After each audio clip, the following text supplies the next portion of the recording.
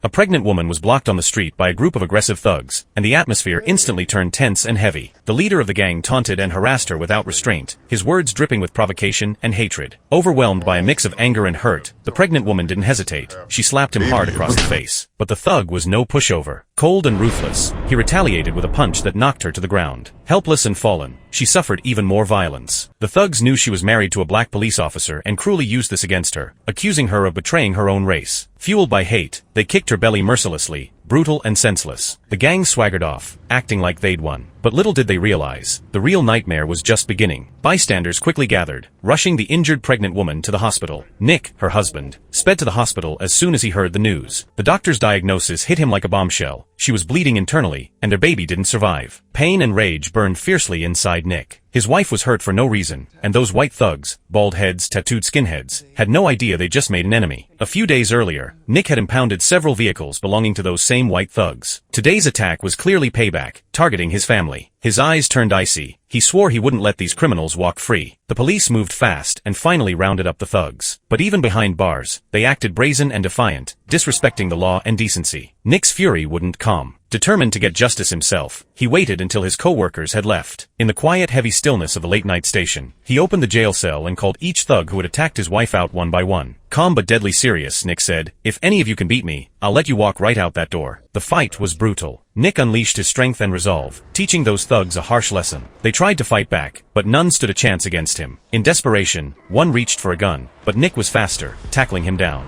In that moment, all the hatred and pain turned cold, hard, unyielding justice. This was a husband protecting his wife, a cop quietly declaring war on evil. The pain was unbearable, but Nick promised, this darkness would never swallow their future.